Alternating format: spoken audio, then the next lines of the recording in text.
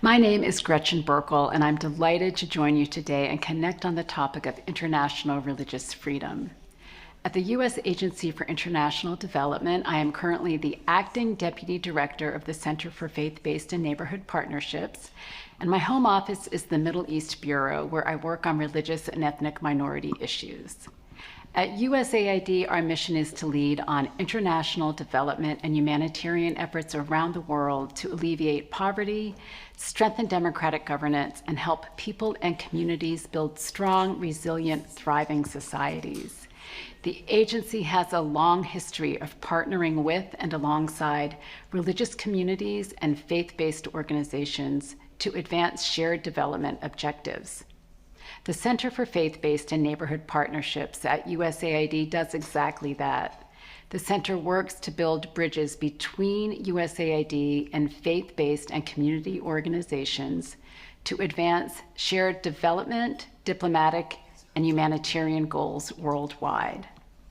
An essential tenet of this mandate, and the reason we are connected today, is the promotion and protection of freedom of religion or belief for all people around the world.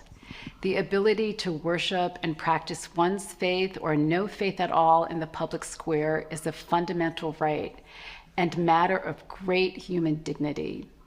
USAID has a demonstrated legacy of partnering with and alongside local faith-based and community organizations that work to promote religious pluralism and peace.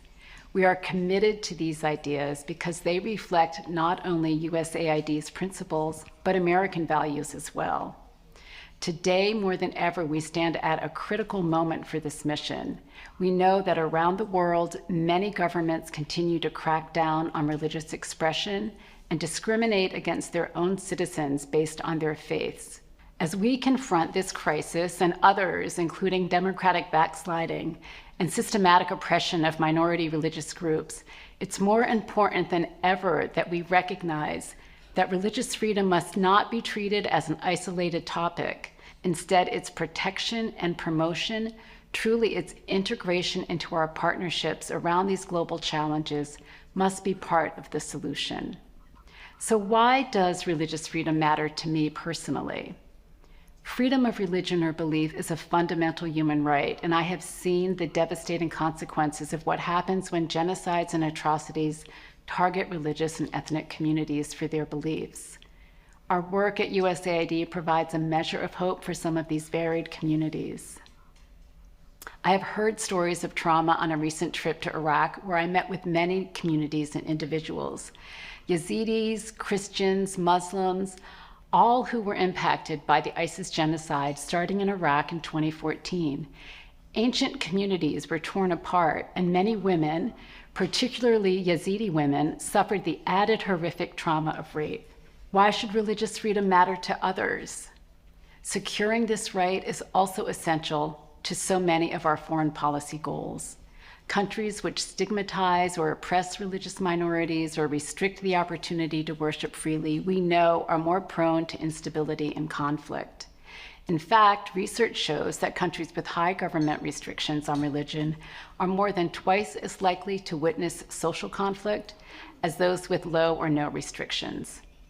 But when countries promote religious freedom and protect religious minorities, democracy is more stable, communities are more likely to prosper, and overall quality of life improves.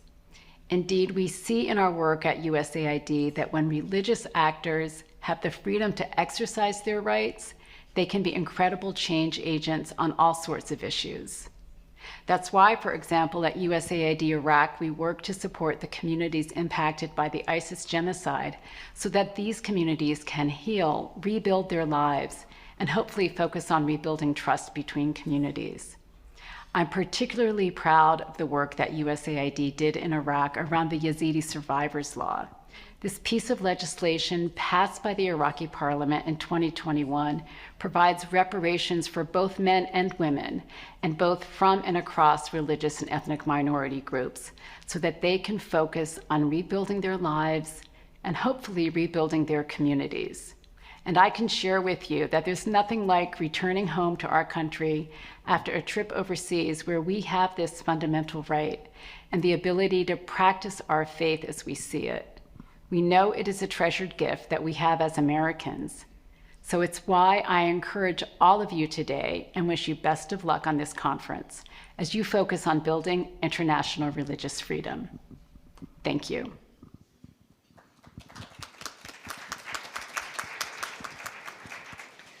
What a great transition for us as we go into our last panel here. It's so nice we have all 4 seats filled for our final panel.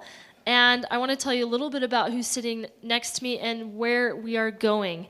So on the end, Elizabeth Clark, a renowned legal scholar in the religious liberty space, who not only is the Associate Director for the Brigham Young University International Center for Law and Religion Studies, but she's also advising and consulting currently as a specialist for the OECD, which is a multilateral coalition of developed countries.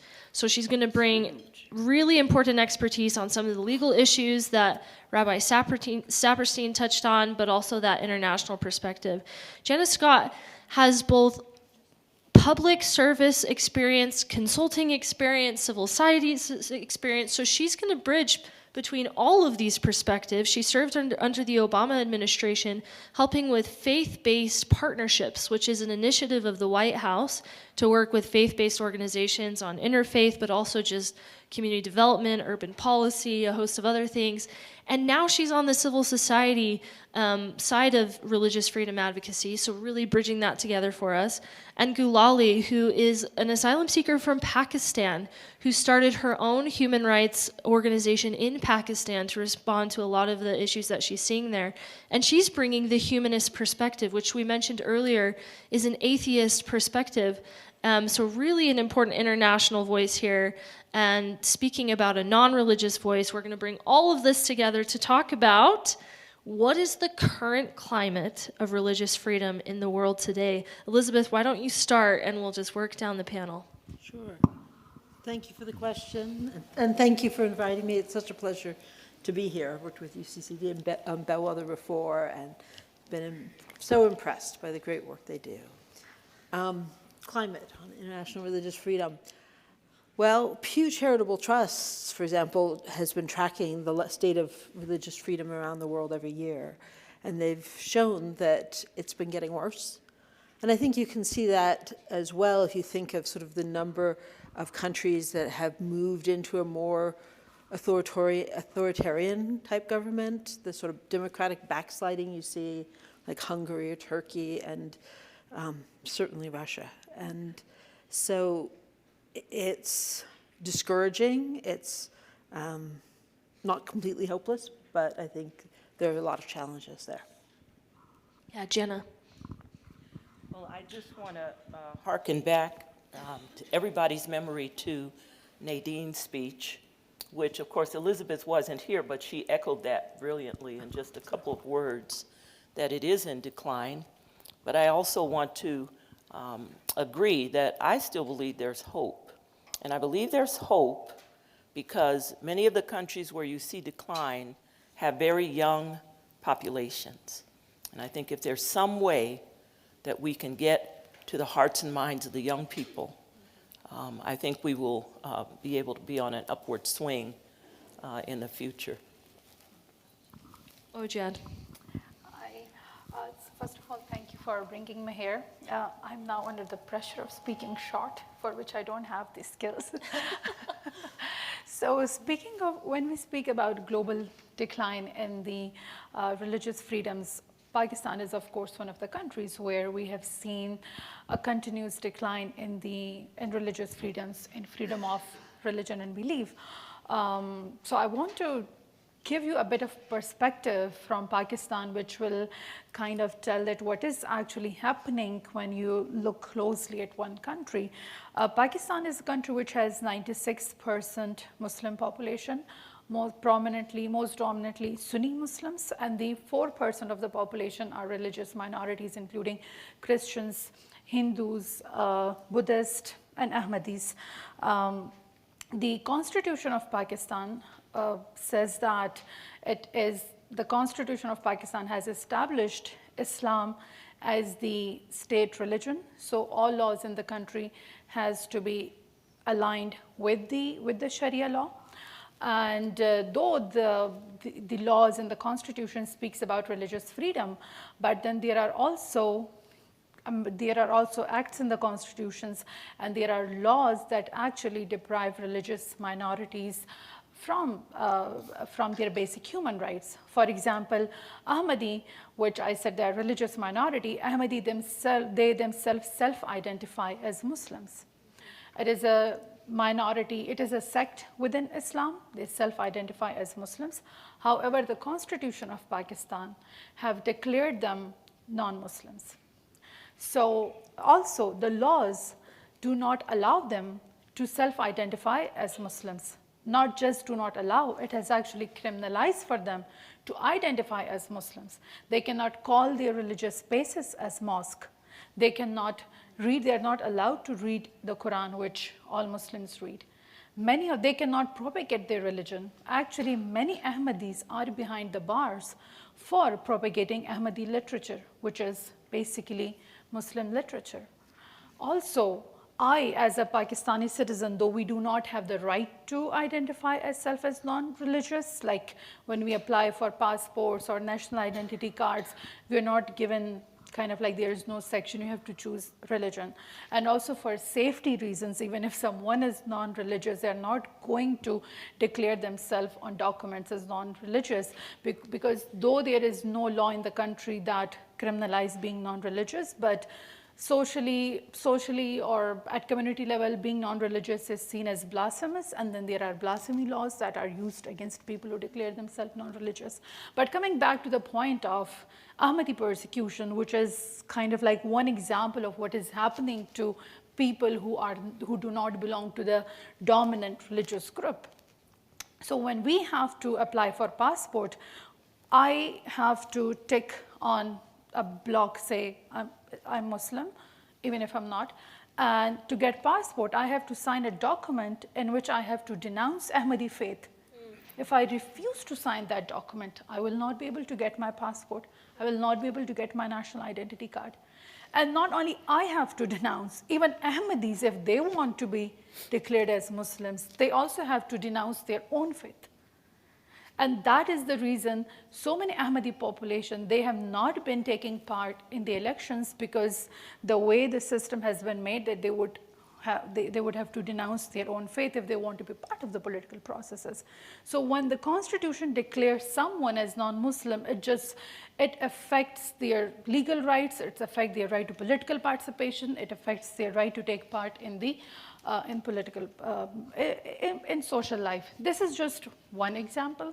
How much time I have to give a bit of like more examples of like what is happening to freedom of right and freedom of religion and belief. I would like to share about how blasphemy laws are used in Pakistan, and would also like to touch upon how, if we want to understand the right to freedom of religion and belief, we have to look at why it is happening. And I believe in Pakistan, religious minorities are not getting persecuted because people want them to be persecuted. The decline is not happening because people are pushing for a decline and they want more of a state which is against religious minorities. It is actually the political opportunity structure which is pushing political actors to benefit from sectarianization, benefit from militarization, it's the state actors pushing the society towards a decline in the right to religion and belief. Yeah, amazing. I kind of feel like each of my speakers here are artists, and they're putting a different stroke on this landscape of the global scene. So let's just kind of round this out so we have a clear picture of what's happening. Utah and the United States have religious freedom challenges, and we're not disputing that. But the decibel of intensity to which religious freedom is under threat is exponentially higher outside of the United States. And unless we underscore that point at the beginning of our conversation, it's very difficult to engage with some of these topics. Religious freedom is a matter of life or death for most of the world. And you've heard a couple of statistics thrown around today, so let's come back to those. Most of the world identifies with a religious institution. And that doesn't mean we're better than non-believers. That's just the state of our world. 84% of the world, 84% of the world identifies with a religious institution. 83% of the world lives in a country where the government restricts their religious rights. So that's the scale. When we talk about freedom of religion or belief as a human right, this is not just a I want to go to church during COVID human right. This is a I'm going to be killed in Pakistan if I don't denounce the Ahmadiyya faith human right. This is as serious as human trafficking. In fact, it has spillover effects. This is as serious as some of the worst crimes that you see and read about related to Ukraine and Sudan and some of the challenges we're facing. I'm being serious and I'm being intense because I want you to understand this is a bellwether human right. It's a critical human right that has implications for the world. So if I want to learn more about these different cases, I'm going to point you to a couple of resources so we can round out on our discussion. One that was mentioned earlier, the U.S. Commission on International Religious Freedom publishes an annual report documenting religious freedom violations on a global scale. That is their specialty, international religious freedom. And they've even gone to the extent and have been so kind to guide us through which countries are worse violators than others. And these countries they call countries of particular concern, CPC designation. Religious freedom is taken so seriously in the United States and abroad that country of particular concern designation is coupled with sanctions. So if you're designated a country of particular concern, the United States government will sanction you until you reform your human rights framework to be compliant with religious freedom. That's the intensity, that decibel of intensity. Can you feel it? It's really serious. It's really serious, and we need to take it seriously as a human right in these contexts. So that's the first resource. The second, the U.S. State Department also publishes a report, and normally it's informed by the USCIRF recommendations. The difference is that the State Department has to account to the U.S. government religious freedom conditions in every single country. So of the two reports, the State Department reports significantly longer. Every single country. That comes with pros and cons. Sometimes assumptions are made. We can report and monitor and do all of that better. That's a panel for another day. But here's two resources. If you want to look at a specific country, maybe you're connected to a country because of family or study abroad, look at those resources to get a better sense of what's happening, and you'll quickly see some of these touch points we've talked about. So government targeting, blasphemy, freedom of movement, applying for a passport, these are themes that start to crop up across those countries. So now that we have a bit of a picture of what's happening, and just one other point. So just to give you a spectrum, the worst violators of human rights, Elizabeth, who would you say are the top 4 countries we're most concerned about in this moment? Sure. It'd certainly have to be China, with the Uyghur Muslims, over 1 million people put in camps and killed and forced slave labor. It's tragic. The Rohingya Muslim situation, where... Can you hear me? Jimmy, let me. Thank you. I can try and move my microphone up a little bit here. That depends on being coordinated. Can't guarantee that part. So I was just saying China, because of the persecution of the Uyghur Muslims. They have a large ethnic Uyghur community in sort of north and west China. And the Chinese have been systematically committing genocide. They've been killing their children, they've been raping them, they're putting them in concentration camps, in essence, re-education camps, forced labor. It's an enormous scale, and it's hugely tragic. Another one is the Rohingya Muslims, where in Myanmar, the majority Buddhist population, there's a lot of different ethnic issues going on in some of the different communities.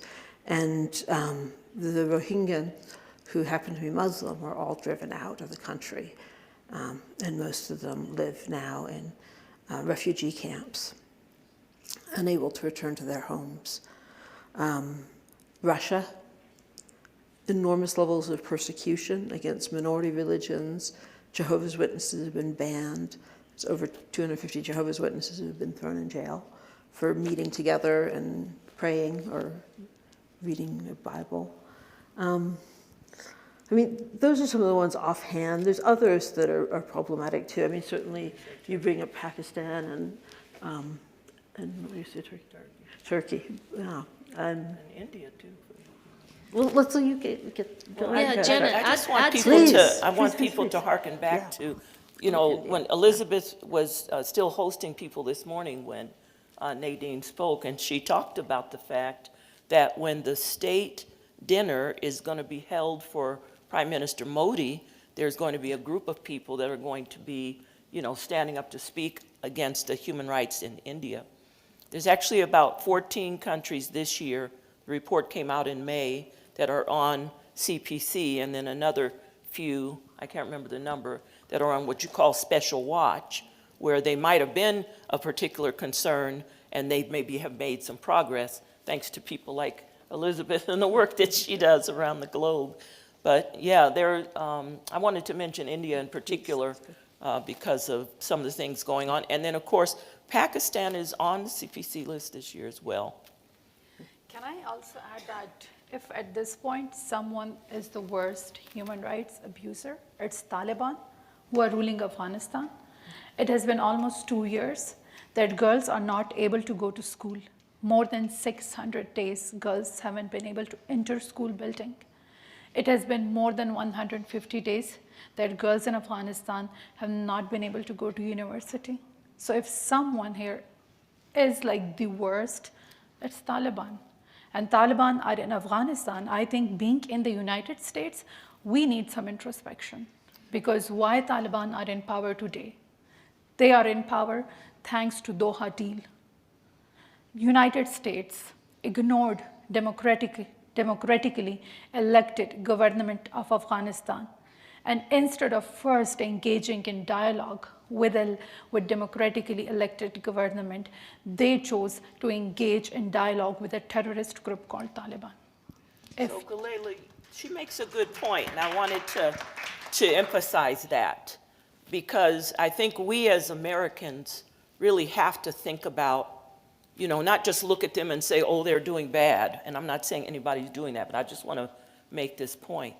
We've got to look back at the history of what our country's role has been and where countries are now. And I think that one's a really good example. Yeah, and even when I talk about Pakistan, and as I mentioned in my point that this discussion will be incomplete if we just talk about saying that decline is happening in freedom of religion and belief. If we do not talk about why this decline is happening, why it is possible that ethno-religious identities are mobilized by political parties. It has roots in the Cold War. It has roots in how Pakistan today is in this situation, because in 1980s, Pakistan became a land of proxy war between Saudi Arabia and Iran. It became a proxy, it became an enabler for the war between Soviet Union and America.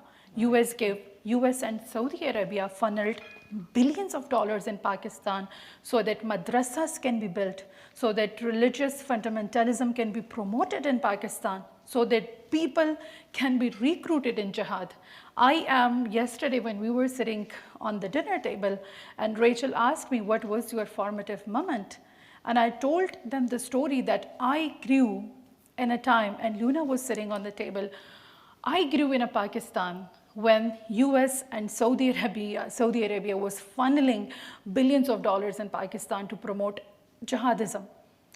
I grew up seeing those wall chalkings in my village, which would ask youngsters to come and be recruited in jihad. That's all what we saw in media. That's what I read in my school, in my curriculum book. How it is possible for young minds in their formative ages to be bombarded with all kind this kind of narrative propaganda and not be actually recruited. So let me add something here, because I supported what you said earlier, but I just want to put a pin in this. And it goes back to a quote from an early 20th century jurist. His name is Frank Murphy.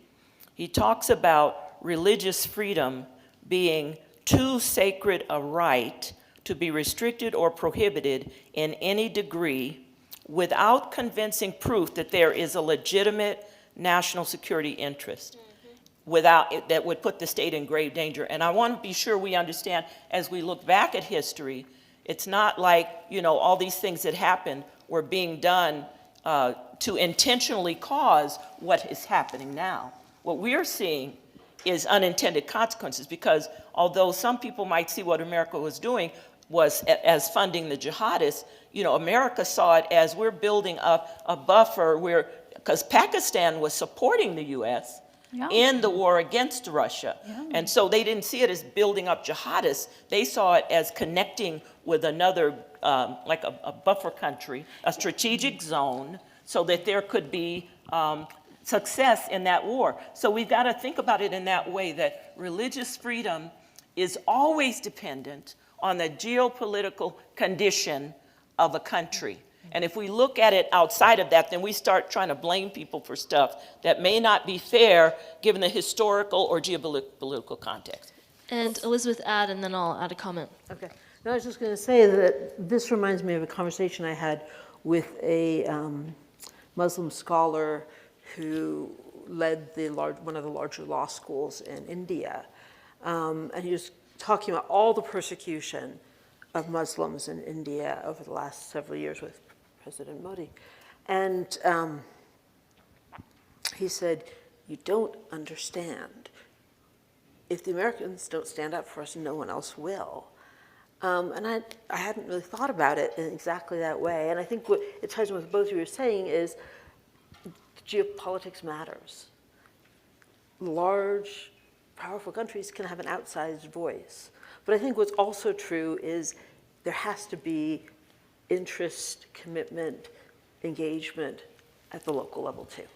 Absolutely. So let's talk. I just want to add a very important thing to that. Geostrategic or geopolitical processes enable such environment when there is a local support. For example, when democracy is weaker, when there are populist leaders. In Pakistan at that time, there was a military dictatorship. Military dictators are weak. So military dictators in Pakistan or weak political governments have been capitalizing on these fringe elements because they see it as a way to stick to power, to stay in power. So yes, that is why democracy is so important for freedom of religion and belief. Yeah, great points. So a few things just to tie these ideas together. First, we've encountered something that's very important for advocacy, especially if you're in the international space, and that is tension. The tension of what it means to be American. We have a complicated history. We have an even complicated history of foreign and international affairs. And part of how we can all be better human rights advocates is to acknowledge that tension. And acknowledge, just like we did earlier, people make mistakes, so do countries. So do countries with good intentions. So do countries with strong institutions and democratic goals. And as long as we acknowledge that tension, then we can step into an informed space and say, we've made a mistake, but we're headed in the right direction. And human rights still matter in spite of those mistakes. Yeah. In fact, human rights matter more than ever before because of those mistakes.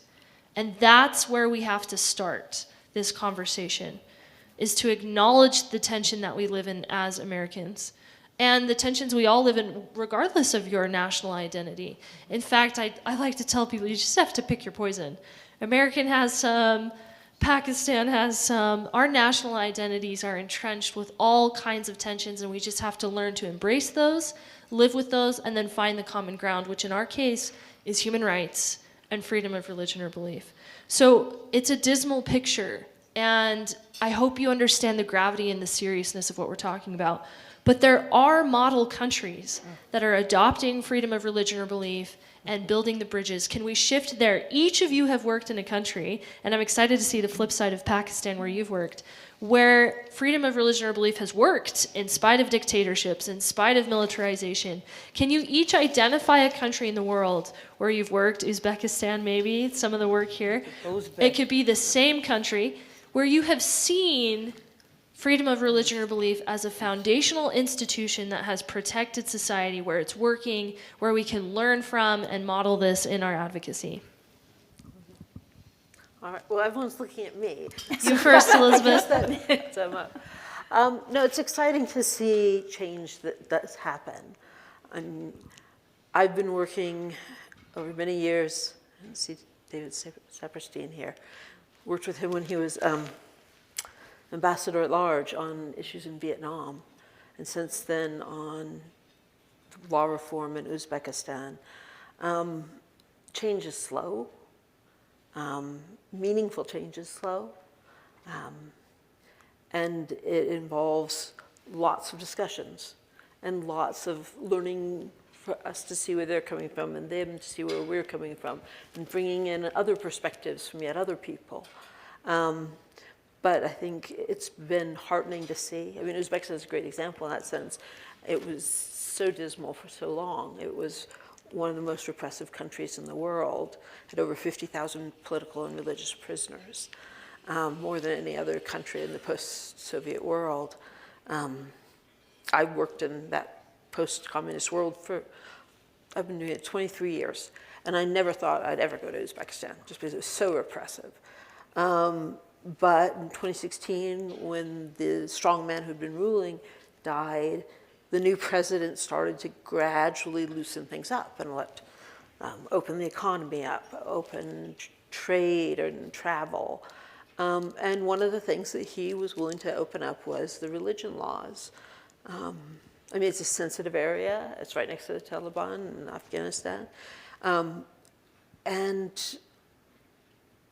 it's been a real privilege just to be able to consult with and be a resource for those people who are trying to do it. It seemed like I measured the sort of status of religious freedom of every country in Eastern Europe using some academic data that's available online. And the one that has the most improvement is Uzbekistan, but it's also coming from the very bottom floor. So it takes patience and it takes time. I mean, they've passed a law, we worked with them. It wasn't everything we wanted, but it's progress. And you take progress where you can find it and continue to work with people. I mean, we're still progressing. I hope people are still patient with me. So. I want you to add to the Uzbekistan perspective, Jannah, but first, just to highlight, Elizabeth is an attorney. She's coming from the legal perspective, and did you hear what she said here? This is very important insight. A perfect law doesn't exist. Laws build like Legos. And part of the religious freedom strategy is to build a repertoire of laws that fill in all the spaces and gaps until we have this strong footing. And that's something we take for granted in the United States. All of those hundreds of court cases on religious freedom have built this amazing foundation for us to stand on. But imagine living in a country like Uzbekistan where there is no foundation. So any law, we take it, and then we pass the next policy and the next policy. This is part of the international dynamic that's so unique to your work and so unique to what ICLRS does. Tell us a little bit more about Uzbekistan, Jannah, from your perspective.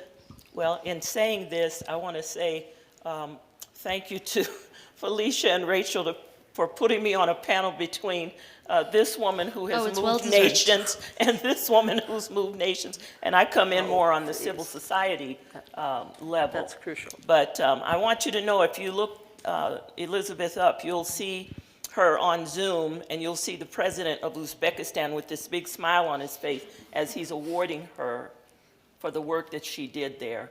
And this is something to be applauded. So thank you for that. Thank you for that.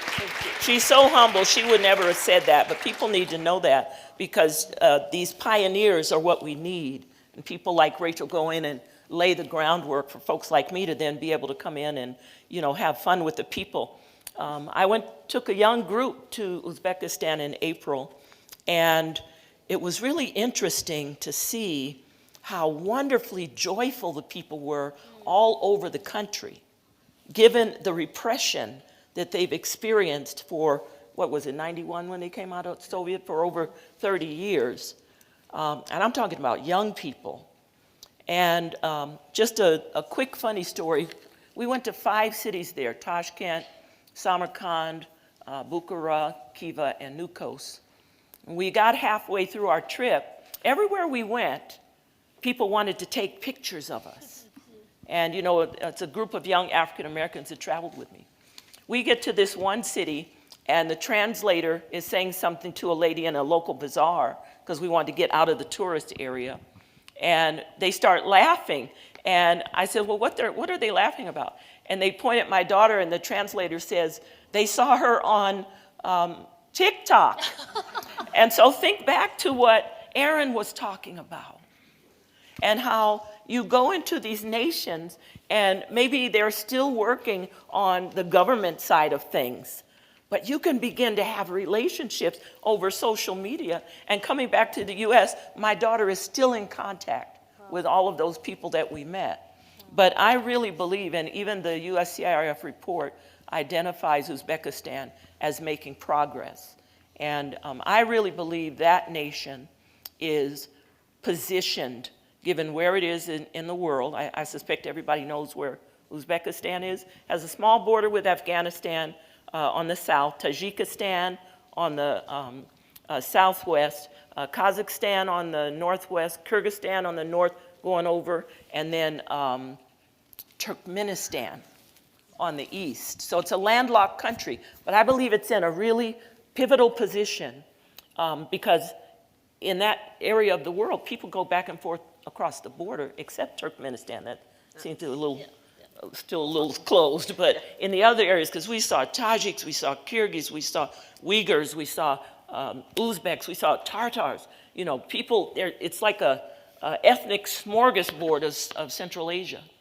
And so being in a place where movement is beginning, and then those people are going back to their countries, I believe those seeds are being planted everywhere. But the thing we have to remember as Americans, particularly as people of faith going into these countries, is that we have to remember that they are coming out of a time that we probably would never have realized unless we were part of the, what was it, what was the guy that rode the horse in the 1700s, Paul Revere. Unless we were in that time, we wouldn't really understand what they're coming out of. Yeah. And so instead of us going in and saying, oh, you need to do this, you need to do that, you know, look this way, worship this way, talk this way, we want to come alongside and support. And as things get progressed with the government laws and things like that, we want to help people understand what's happening in their nation and help them figure out how to navigate that so that we become more supporters as opposed to, you know, the old colonial ideal, you know, that we're going to come in and show you how to do it. Yeah, very important. Tell us about the flip side of Pakistan. Tell us about your work. What's working in Pakistan? Where is freedom of religion or belief preserved? Where it's working, I would say when it comes to the young people of Pakistan, that's where I also get a lot of hope from. In 2009, after Taliban captured Swat, one of the city in northwestern province of Pakistan, at that time, our organization, Aware Girls, we decided to launch a program to prevent young people from being recruited in militant organizations. And when we were starting, it was like a time when Taliban were in the tribal areas of Pakistan. They were coming to the urban centers as well. And we as an organization of young women, Aware Girls is an organization which has only young women at the board.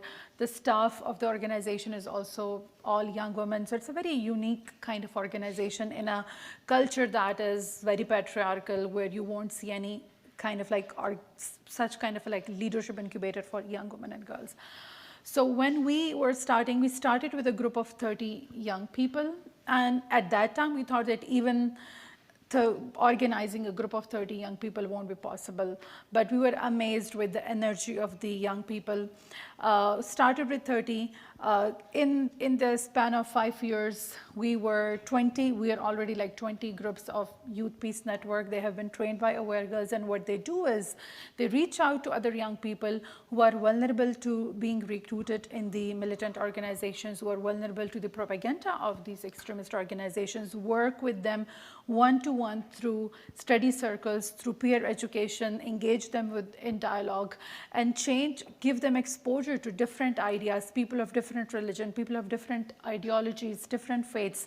So that is how in our work we're trying to bring more interfaith harmony. And the way these young Youth Peace Network in Pakistan, the way they do interfaith work is not the traditional interfaith work that you hear about usually in interfaith spaces. Our young people, what they do is that they invite poets from different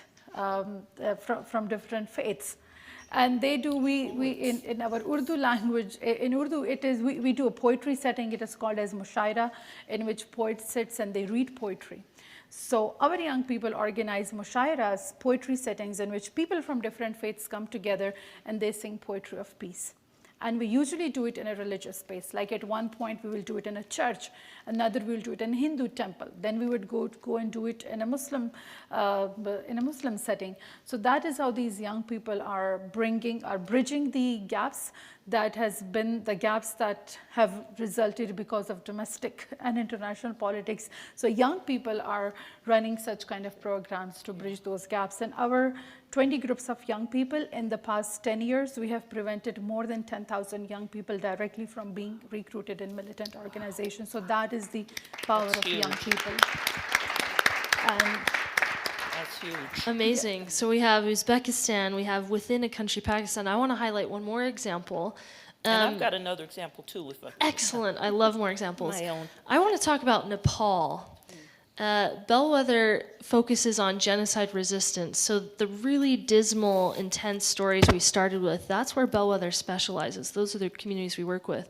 But we became really intrigued with Nepal because it's situated between two problem children, as we might say. We have the Uyghur genocide in China, enormously problematic, ongoing, horrific. We stand in solidarity with the Uyghurs. And we have calls for Muslim genocide in India. And then in between, Nepal. So Bellwether thought, that's really interesting. How are they building genocide resistance? So we took a group of UK parliamentarians and the University of Notre Dame to Nepal in January. And we tried to get we went on a listening campaign and tried to listen to all the different faith groups. And Nepal has a really interesting history. They've just had a civil war. They've just been through a civil war between Maoist extremists and the Hindu nation. Nepal was a Hindu kingdom with a Hindu king, totally a nationalized Hindu environment. And when the civil war ended in late 2006, they decided, we are going to become a secular country. So what did they do? They enshrined freedom of religion or belief as one of their core tenets in their new constitution, which was just encoded in 2015. 2015, new constitution that protects freedom of religion or belief. And now Nepal is in this fascinating transition from Hindu kingdom, civil war over religion and political ideology, to secular state where freedom of religion or belief is protected. And let me tell you, they're doing a really good job. They're not without their problems. There's enormous human trafficking in South Asia, and particularly through Nepal. And a lot of Nepalese people are trafficked to Saudi Arabia and the United Arab Emirates. But they are working together and building coalitions and all these ingredients. They're passing laws. They're focused on youth. They're focused on time and consistency. So for every country where we're seeing the worst of violations, where we're seeing genocide, where we're seeing human lives lost at enormous scales, for every one of those countries, we have model nations that are doing the opposite. And don't ever forget that. In fact, we need to understand that there's a dictator playbook and there's also a democratic playbook, and we need to be looking at both at the same time to think of innovative solutions. There's lessons from China, there's lessons from Uzbekistan. And the more we can bring those lessons together and innovate, be social entrepreneurs, be humanitarian entrepreneurs in this space, the better we'll be able to tackle these complex problems. So I want to hear your example, Yeah, Jannah, just a quick another one. model country. Tell us, please. And, maybe model is too, far a term to go, but certainly progressing.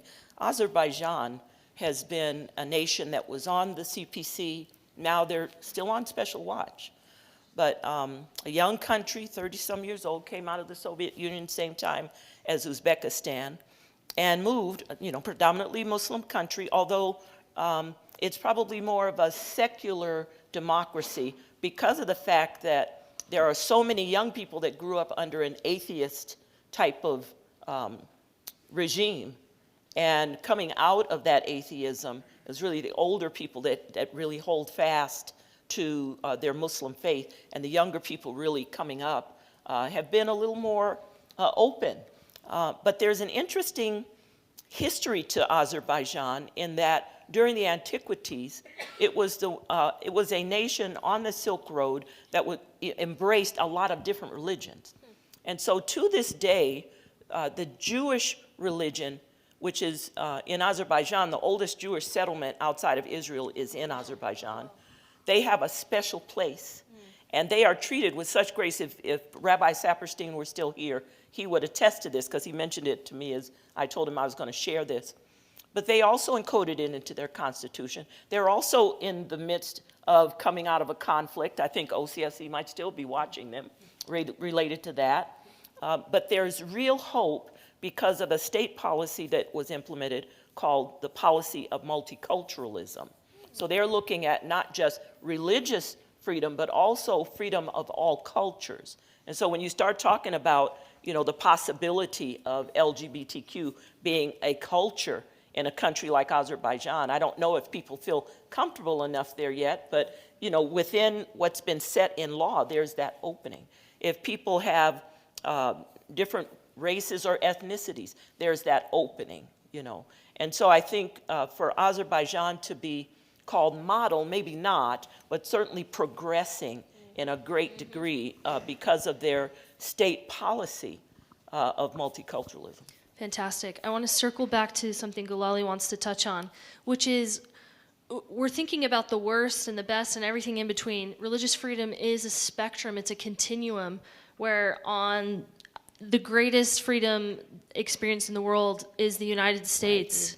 And we need to acknowledge that. Yes, it's under threat here, but we really need to acknowledge how blessed we are, how privileged we are. And on the opposite spectrum, these countries we've touched on, China, North Korea, Iran, Afghanistan with the Taliban, this whole continuum here, how do we define the indicators of this continuum? In other words, what are the components of international religious freedom? So can we talk about hate speech, blasphemy? Let's talk about actually what we're looking for in the international community that sets off some of the warning signs or the things that we celebrate. It's a two-sided coin, right? The same indicators we're trying to protect are the same ones we celebrate. So can we talk about some of those indicators, starting with blasphemy? What is it? What does it look like in the international climate? How do we confront it and build the bridge? So I won't speak to the international climate, but more towards the domestic climate. In Pakistan, we had blasphemy law more as a colonial legacy from the British, but during military dictatorship in 1980s, the law was made much more, it was strictened, like hardened, making it almost impossible for religious minorities or people who are critical of religion to basically express themselves. So it's a repressive law, and it is basically a way in Pakistan to systemically repress political opposition, to systemically repress religious freedoms. The law is used in Pakistan, blasphemy law is mostly used by people to set political scores, to settle personal vendetta against people, against other people. It is used against Muslim, but also against non-Muslims. In 1984, when their law was reformed, by reformed I mean negatively reformed, or the law was negatively reformed after that, thousands of people have been persecuted and dozens of people stay on the death row. Just last year, at least around 52 cases were registered, blasphemy cases were registered, and out of them 49 cases were against Ahmadi Muslims for posing as Muslim. Like a few weeks ago actually, a lawyer was booked in a blasphemy case in Pakistan, an Ahmadi lawyer. In my opening remarks, I mentioned how Ahmadis are being persecuted. An Ahmadi lawyer was booked in a blasphemy case for having the word Muhammad in his name. He was accused of like portraying as a Muslim while he's not a Muslim by having the surname of Muhammad. So like that is how it is used. Also it is used to curb academic freedom. So if professors, if teachers say something to curb their academic freedom, blasphemy law is used against them. A professor, Junaid Hafiz, in 2013, on the complaint of one of his students, he was booked in blasphemy case. The lawyer who was fighting his case, he was murdered by a violent religious group for fighting his case. And 3 years ago, Junaid Hafiz, Professor Junaid Hafiz, was sentenced to death by the Pakistani courts. So it is, so the blood, and not only blasphemy law has been used to like curb academic freedoms or to settle persons' score, it has also been used to curb civil society voices, to shrink civil society spaces. I have been working on human rights in Pakistan from the age of 16 when we started Aware Girls back in 2002.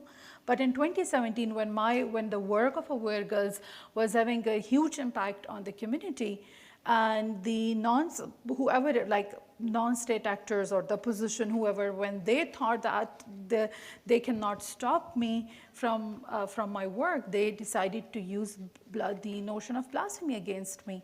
In 2017, a whole campaign, online campaign, was started by someone against me online, accusing me of blasphemy, asking people to crowdfund and to kill me, to crowdfund together to hire an assassin to kill me, or to rape me, or to throw acid on my face, because by working for women's rights, I am committing blasphemy. Though I did, there was a protest just 1 mile away from my office. Dozens of men gathered around my office to protest against me, accusing me. But I was one lucky one who didn't become a victim of mob violence, because I was not in the city, I was not in the office that day. But not everyone in Pakistan gets so lucky. For example, Mashal Khan, who was a young student, he was from my village, he was a humanist. By a humanist here, I mean he was someone who believed in values of humanism, believed in values of human rights, believed in humanity. Just because he identified as humanist, he was killed by his own class fellows in mob violence after he was accused of blasphemy. So in Pakistan, it's not just the law that is problematic. The law has now also become a social code. And if someone is accused of blasphemy, the chances are extremely high that people will gather around, make a mob, and kill people. And the situation is so worse that even police cannot protect the accused, because once thousands of people gather and they decide to kill someone, and police who do not have like advocate staff, advocate training, and also they're afraid of being accused of blasphemy by protecting themselves. So that is one indicator of how the laws are shaping the society. What kind of laws? And another indicating is declining democracy, I believe. I think democracy is directly linked to the freedom of religion and belief. As I also said in the beginning, when there are military dictatorships, military dictators do not have popular local support. So they rely on groups, on militant extremist groups to stay in power. Populist governments, populist elected governments, they rely, in Pakistan especially, they rely on violent religious rhetoric, anti-Ahmadi rhetoric in Pakistan to gain political support. So these two are kind of Yeah, thank you. Other indicators, Elizabeth and Jannah. Go ahead, please. I do have one, but I want to give you a chance. They're This is friends, a can you wonderful tell? panel. What a wonderful panel. So, and I appreciate the examples that Gulalai gave, because I think that's, one way to really sort of make clear what's going on. The Pew Research Center, when they track the status of religious freedom around the world, they divide it between government restrictions, laws, regulations, arrests by the government, and so forth, and social hostilities. And I think your story shows both of them, right? And they do, and they feed each other, and they have a sort of violent cycle that builds on each other. So I think, and some of the laws that are most restrictive of religious freedom tend to be apostasy and blasphemy laws. You also see some that we tend to think of as sort of more humdrum laws that can be enormously restrictive of religious freedom. The laws in most countries to incorporate, right, to become a corporate and be able to get a bank account and rent a room and have a meeting are actually in many countries sort of choke points where the government gets to decide who's going to exist. And if they don't let you register in many countries, your worship is illegal. And so it's an easy way for them to try and pretend you don't exist and arrest you if you try to. Yeah, Jannah. I wanted to just hearken back to what our colleague Aaron said, and I think one of the key indicators of seeing religious freedom starting to go down is when you start seeing attacks on freedom of the press. And we saw this years ago in Turkey with a particular movement that will remain unnamed, but the journalists were attacked first, and then the schools, and then the hospitals, and then people were put in jail, and others were run out. But it started with that freedom of the press. And so I think even we have to be cognizant of that if you're in a country, if you're going in a country and you begin to see that, that could be an indicator that the freedom of religion is about to be shrunk down next. Absolutely, and I want to highlight hate speech, something that is, I think, relatable for us, particularly in the United States. You've all encountered hate speech on social media. How do we identify it and how do we counter it? Well, a really good indicator of the level of hate speech is the jokes that you laugh at. And if you're laughing at jokes that disparage religious people or the non-religious or LGBT, you've probably encountered the lowest level of hate speech. And there's a slow creep effect where what you laugh at becomes the way you act and the people you surround yourself and the action that you take towards an individual. So we cannot take for granted what we tweet, what other people we know tweet, the way we speak, the way we joke. This is very serious. And hate speech is a serious indicator. Bellwether works extensively in Iraq, which is a post-genocide community, with the Yazidi community. And just a month and a half ago, the Yazidis were, a rumor was spread on social media that the Yazidis had burned down a Muslim mosque. Completely untrue. But what happened, the direct result of that rumor was hate speech. And there was a huge wave of accusing the Yazidis of all kinds of things, so much so the Yazidis started to flee their refugee camps because they thought that a second genocide would occur. So we have to think about the way we speak. That's a call to action for us. But we also have to think about holding corporations accountable. I'm not saying that we regulate speech. Freedom of speech is incredibly important. But there is no place for hate speech. Hate speech is not free speech. Hate speech is violence waiting to happen. And so we need to think critically about that and think critically about what that looks like in various countries and various contexts. Well, we are almost out of time. We're going to end with some questions as the day has gone. But please share your final thoughts on international religious freedom, anything we didn't touch on, or other conversations you think we need to have as a result of this panel, and that will be an action item for Felicia and I as we continue to plan symposiums in the future. So we're going to go backwards this time. Gulalai, and with your final thoughts, and then around to Elizabeth. Thank you for this opportunity, because I wanted to share 2 action points. Number one is that the human rights advocates and advocates of freedom of religion and belief, they are increasingly under attack within their own countries. However, we do not have any protection mechanism for them. When their life is at risk, when they need to relocate, when they need to go into hiding, or when they need to leave the country, there is literally no mechanism that exists there. When I was placed on a kill list in 2019 and I needed to leave the country, I realized there was no local, regional, or international mechanism. So one action point is that we need to generate conversations on how to build support mechanisms for human rights advocates, especially advocates who are at risk in their communities or countries. And my second action point is that we need to build a truly international movement to decriminalize freedom of religion and belief. Because there are many countries like Pakistan where it is illegal for some people to have a certain kind of belief, to have religion or not have religion. So we need a truly global international movement to decriminalize that. I'd like to talk about greater partnership with international faith-based organizations.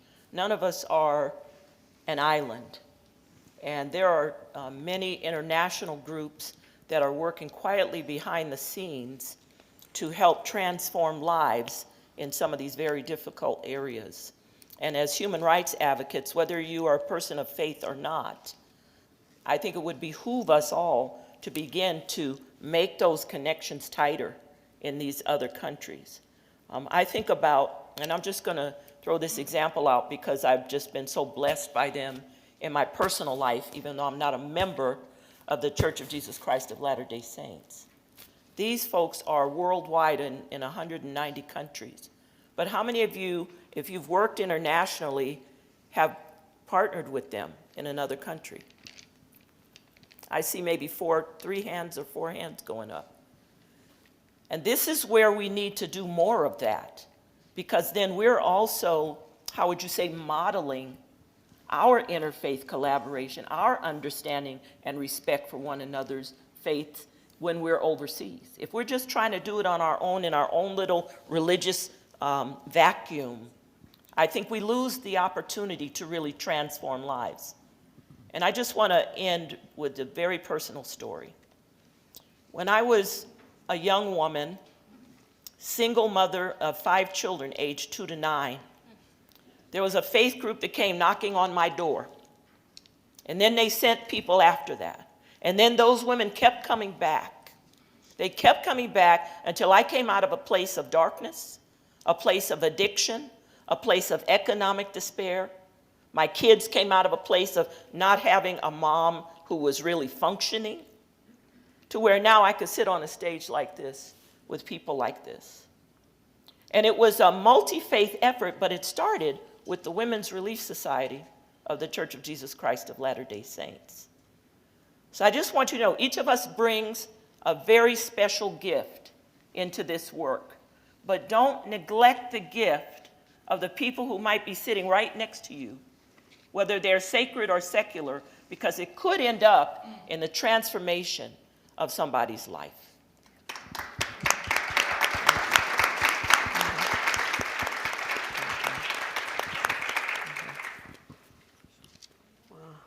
I don't think I can put it better than that. I want to echo what Jannah was saying about different pieces of the work. I mean, I've seen this internationally over and over again, that there's a place for governments and individuals trying to get their governments to do things. There's a place for international organizations. There's a place for NGOs, both local and international ones. A place for faith organizations. And it takes all of these working in order to have change. I've followed some scholars who've who sort of delve into this theory of change and what makes a country change on human rights issues. And they talk about sort of this partnership, right? You've got the people who do the name, blame, and shame, right? Highlighting atrocities, showing a light, or putting a light on practices that governments engage in that they shouldn't, or communities do. But their work depends on people in country who are reporting violations to them and who get empowered because of these foreign groups, right? You have international organizations that make statements. You have people writing to their congressmen and insisting that they speak out on this issue as well. And real change takes lots of people doing lots of small things.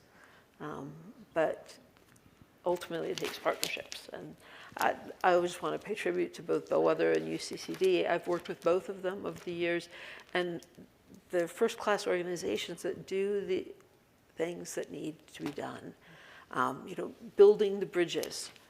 I've welcomed some UCCD groups down to BYU, and seeing the people who come and the ways it changes them. Some of them I've met again in the home countries when I've gone back. These are all gradually, person by person, changing hearts and minds, focusing on what works well, what doesn't work well, highlighting genocide. It's these small and simple things that add up. And so I want to pay tribute to all of you, and both of you as well. Really, it's a pleasure to be here with you all today. Thanks, Elizabeth. We'll take a few questions now. One here. Thank you for all the insights that you gave. So I have a question related, since we are talking about the global scale, and you were talking about the CPC countries, and I know some of them, but aside from material sanctions, I know United States is doing that, and then we have this congressional and Senate condemnation of these countries. What do you think can be done still as an immediate solution to these persecutions and genocides? And like tomorrow we are commemorating in our group the execution of 10 women in one of the countries in the Middle East because they were just advocating education of children and youth, but the charge was they were infidels because they belonged to another religion. So how else can we address these things aside from material sanction? Because it's continuing. In some countries, children are denied education because of religion, or they are stripped of their bachelor's degrees or education because of religion. They are not employed because of religion. And for me, actually, I'm using the term religion, but religion is not the problem. It's the fanaticism of the leaders, and the followers who actually love peace are just following the leaders sometimes. So what can we do to address these things on a global scale? Well, our sister wanted to know, would you be willing to share what country it was where the 10 women were executed? This was in Iran, yeah. And the charge was because there's no charge. The charge was they just belong to Baha'i faith. The opposition, yeah. Elizabeth, and then I'll add. Yeah, no, I just wanted to comment. I appreciate the question because trying to think through how to move the ball forward in some of these countries is very difficult. Thinking back to that theory of change that I mentioned just a minute ago, what researchers have found is for the countries that have the grossest violations, right? Iran, China. The people who make the most difference are ones who do name, blame, and shame, who highlight atrocities, who put pressure on governments to sanction or to withhold some other kind of diplomatic or political goods. And that's hard. Some countries, China, it's really big. It's such a dominant partner. How do you handle those? And so those sometimes just sort of get stuck for a while because of diplomatic problems. North Korea, we're already sanctioning them. They don't care. The government will keep doing until it collapses. But for countries that are not quite as severe, then, I mean, there's still the name, blame, and shame people, and that's important. But then it starts moving more to people who work a little more behind the scenes, people who are honest brokers, who can be trusted by some of those governments to give input and feedback and help them, those within a country who would support change. I've seen a lot of that just because of the nature of being an academic and working on law reform projects. But it's a really tricky issue. Thank you. I want to just add to that based on something I overheard at the lunch table. Felicia was talking about the long game in diplomacy. And I think that's a really key point that we have to think about here, which was why I started at the beginning talking about, I think there's hope because we can begin to seed into the minds and hearts of young people in these countries. But it is a long game. It's not going to happen overnight, but it could happen if we keep that in mind, that what we do today could have an impact for generations to come. We may not even see it, but if we keep making the steps, you know, and not get discouraged. I mean, these things are horrific. Well, let me throw in one last comment on that. To some extent, it depends on whether the problems are caused by government restrictions or social conditions, right? I mean, in Russia, if the government changed, it wouldn't be hard to raise the level of religious freedom enormously, really quickly. In Iran, in Pakistan, it's not just government restrictions. And so, yes, you have to push pressure on the government to change, but you also have to put pressure on the government to police better and try to educate and engage youth and change the culture. Because in some places it's the culture that's the problem as much as the laws. And I'll just add, it requires a holistic approach. So this is Bellwether's specialty. Our mission is building genocide resistance through freedom of religion or belief. How do you stop a global pandemic? Well, you have to respond to the emergency in real time and make hundreds of hours of sacrifice and sleepless nights and respond to the calls and emails and find a way to get the people out of danger and harm's way.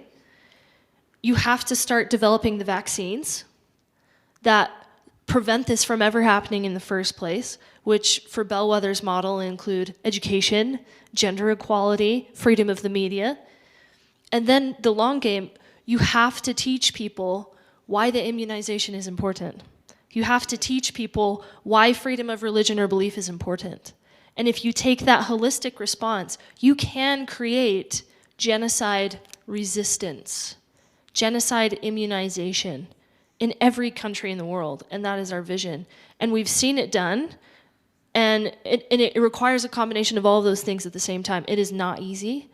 It is why very few people stay in genocide response. There are very few organizations that are still in this work. But if you take that kind of multi-pronged approach, which I know COVID is still real, but think about how phenomenal the global response really was. Think about how many different people, different sectors were thinking about those different levels of response, the triage.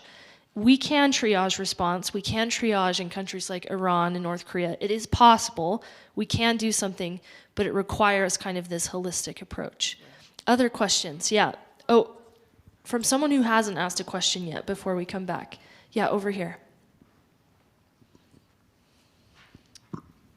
This is a little bit for Gulalai. I think you guys kind of answered my question a little bit, is what are some strategic steps that we can take, Gulalai, just because you brought up the plight of women and girls in Afghanistan.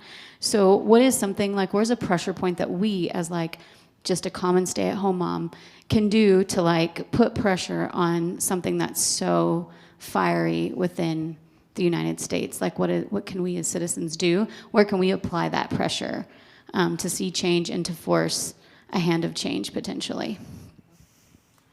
Thank you so much for this very important question. I think that there are many online social media campaigns, online campaigns run by women of Afghanistan. So one way is to take part in those campaigns. Their hashtag is Let Afghan Girls Learn. Like, you can use this hashtag Let Afghan Girls Learn, and you can post your videos, your comments on it. I think you can also talk to your congressmen, to your senators, and ask them to put pressure on Afghanistan, because even now a lot of international aid is going to Afghanistan. So it is and there are many international, though Taliban have not been recognized yet, but Taliban are actively meeting the diplomats of different countries. So those diplomats, those countries have the power to actually pressure Taliban. Taliban also know that is their bargaining point. They're using it as a bargaining point. So it is really important to kind of like push Taliban through international actors to let girls go to school. And also there are so many, now that there are women diaspora, there are many civil society organizations, there are women activists of Afghanistan in the US now they are diaspora. So build partnerships with them. They are already raising voices for Afghan girls. Reach out to them, find them in their community. I'm sure even in Utah, because so many Afghans have also come to the Utah. I'm sure there will be many community organizations. Or also when in Denver, the Afghan community with whom I was volunteering with, basically I was volunteering with different organizations. So many Afghan or people of Afghanistan who have become refugees, they want to look for opportunities to build their own community-based organizations so that they can provide better support to their communities within the US and also those who are back home. So talking to those Afghan communities will be, can be one way to actually extend support to the mission of Let Afghan Girls Learn. There are many locally run organizations in Afghanistan still providing aid and support. So try to go as local as possible. And then the next best is the Afghan diaspora abroad that are reaching back home. And the next best is international NGOs that are supporting the Afghan diaspora. Think about it as layers, but always the most effective humanitarian aid is localized aid. So great question. Any other final questions before we circle back to the gentleman in the back? Any new question askers? Okay, please, in the back here.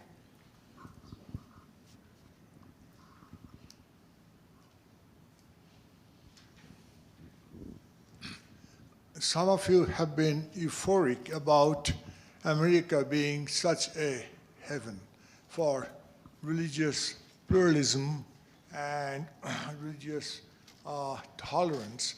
I would like to say that please be cautious and start from home, in terms of what America's foreign policy and military adventurism has done in these countries that we're talking about, and how they have destabilized those countries, leading to many of these issues.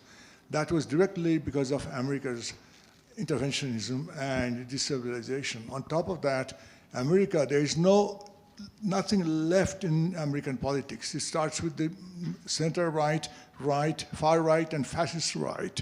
And with that sort of a political spectrum, it's hard to imagine that sort of a very accommodating culture for religion. For example, in this country, it's unthinkable even today that a Muslim or a Buddhist can be the president of the country, which we see, of course, even in India, that we talked about, Rachel, that there's a Muslim genocide going on.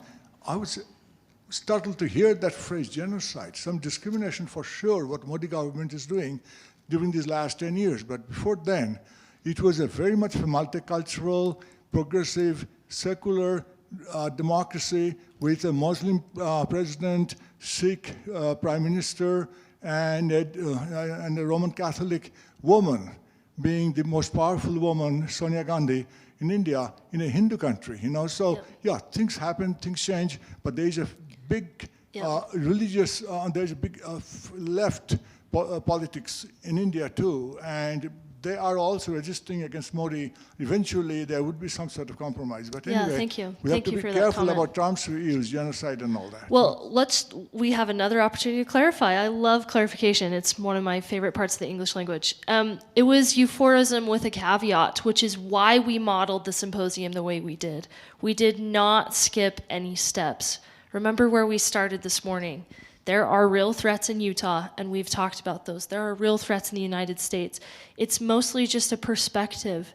As an American working in genocide communities, there is a euphoric response when I'm flying from Nigeria back to the United States, or when I'm flying from Ukraine back to the United States.